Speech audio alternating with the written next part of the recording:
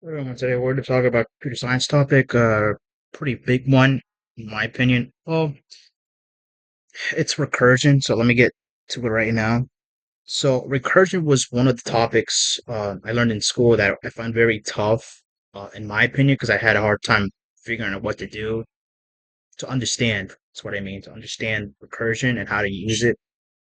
And so what we're trying to do here today is understand, recursion conceptually, like how you think about it on pencil and paper, and then eventually, I'll show you some code too as well. Now, I'll get into the logic and everything else for that in another video, probably tomorrow, hopefully. And so another thing, yeah, as I said, the second one I just talked about it, second bullet point, second objective. So recursion is a function that calls on itself. So if you had a group of people, let's say 20 people in a room, you call people's names. Let's say, okay, you have Seth, you have Tabby, and then you have uh, yourself, and then you call yourself again.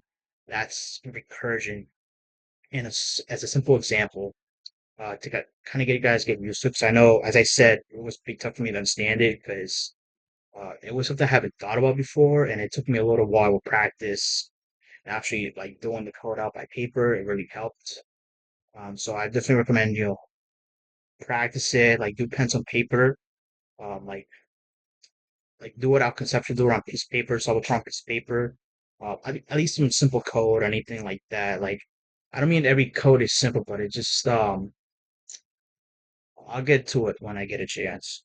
So and 2 point ideas in a recursion space case that tells you when the recursion will stop and a recursive call. It's like the function called itself again and again and again until you hit the base case. Another example I could give you guys for that would be Russian dolls. If you guys know about that. So think of it like there's a bunch of dolls in one container.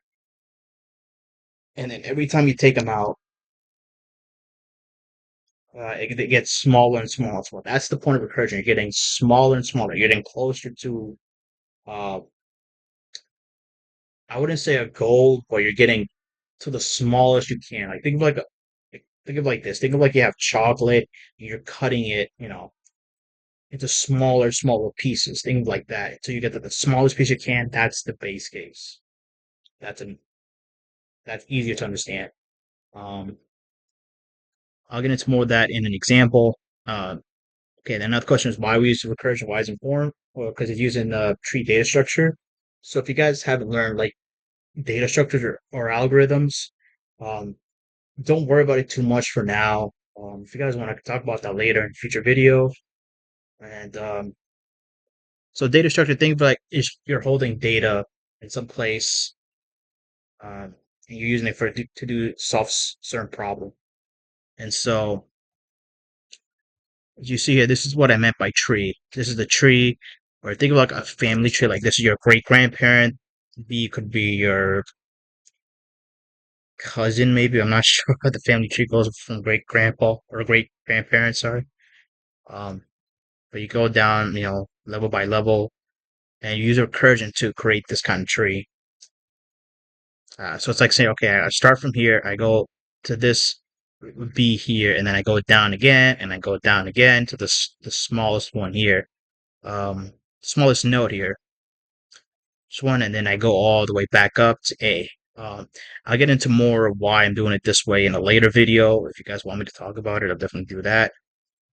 And so another one would be a graph. It's not the the one in math that we all learned. This is a graph. In computer science, we mean this like circular cycle. So this is the graph. Um, and we also use recursion for this too. I'm still working on how to use recursion for a graph. But I'll get into that in a later video as well. So I'll post the links for these where I got these from too. This is not from me. This is from Geeks for Geeks. I'll definitely post a link for that. And let's get to our example. So this today we're talking about factorials for math. It's just a number with an exclamation point, but what it means is that you're taking a number and you're going down to 1. So if I had 5, for example, right?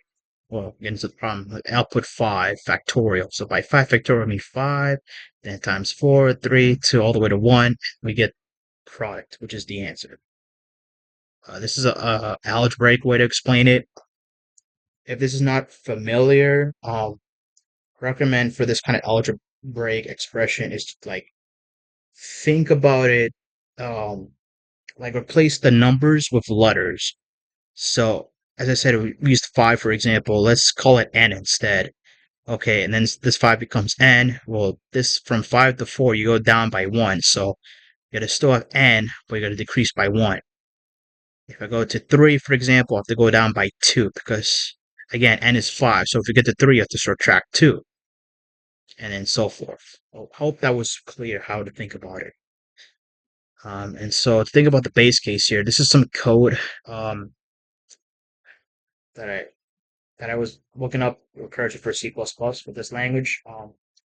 And so again, the smallest case here would be 1 because that's the smallest. And the recursive call would be we keep doing factorial. So I should have wrote it here too. So another way to think about n factorial could be like this: n times n minus 1 uh, factorial. So each time we're doing a factorial again and again until we reach the base case. So this is what I call a recursive call.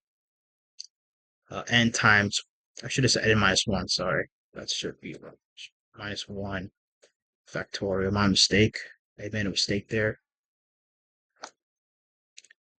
And for now, that's how we got to think about recursion for now.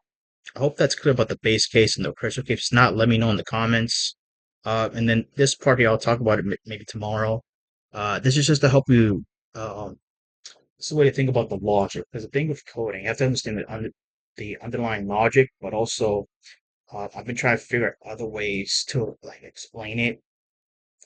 I'll definitely talk about this tomorrow, but there's just another way to like think about how we construct like this piece of code, the recursive case and the base case from scratch. By scratch, I mean it's just you. It's like this. It's like blank, and then you have to come up with some code. You have to write a program to compute the factorial 5. And I know for me, and every time I do from scratch, sometimes I have a little bit of problem with it. So I'm trying to figure out how it's going to work from scratch, and I'm getting used to it now. Um, but I'll definitely talk about tomorrow.